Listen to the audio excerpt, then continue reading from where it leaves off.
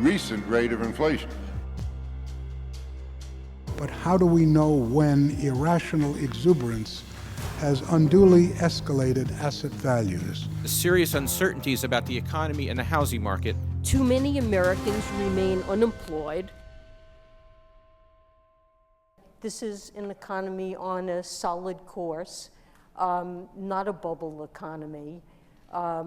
We tried carefully to look at evidence of potential financial instability that might be brewing, and some of the hallmarks of that clearly overvalued asset prices, high leverage, rising leverage, and rapid credit growth.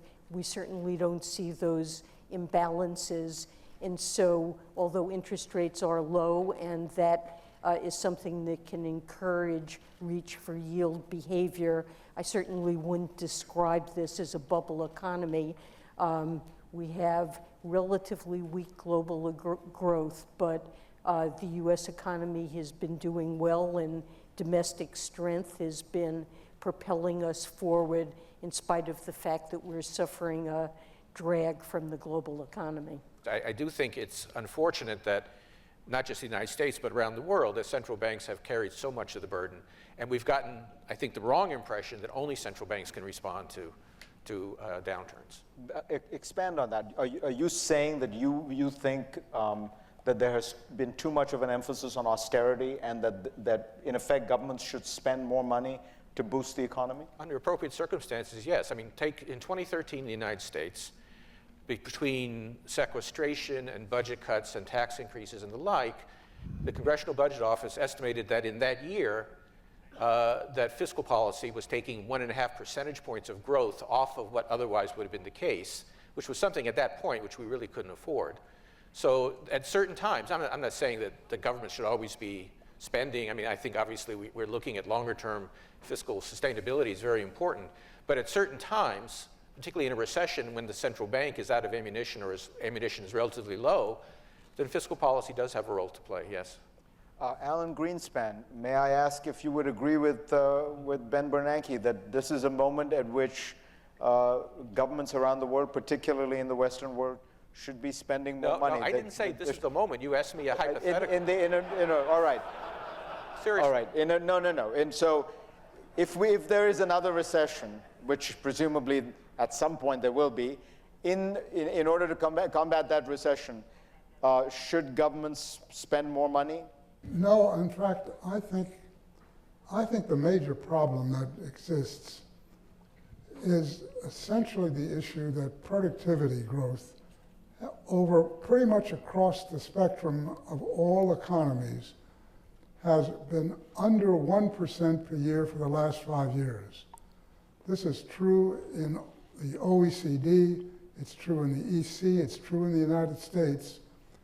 And I think our major problem, as I see it at this stage, is how do we create a GDP growth rate which enables us to get all the values that we get out of the growth without getting productivity. And the unemployment rate is going to reach a level soon below which it cannot get realistically. And so unless we come to grips with the issue of productivity, then we have no major advance in the future. I think that the data that I see is that the productivity slowdown pretty much across the globe is a function of the fact that capital investment pretty much everywhere has slowed down to a significant extent, and as a percent of GDP has been dramatically lower than it's been historically.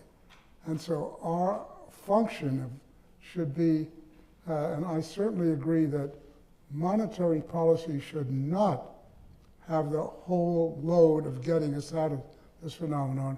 It's fundamentally a fiscal problem.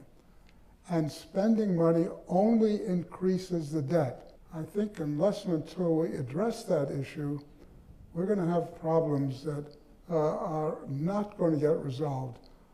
I agree with Janet and everyone else that if there's a bubble, it's not our major problem, and I doubt very much if a recession is what our problem is. I think it is fundamentally the issue of economic growth over the long run. Paul, what do you think the economy looks like in this conversation fundamentally? I agree with everybody. I would supply a little historic perspective. We used to have recessions before we had a Federal Reserve. There are other factors at work in the economy that tend to produce ups and downs, and I wouldn't worry too much about the present situation.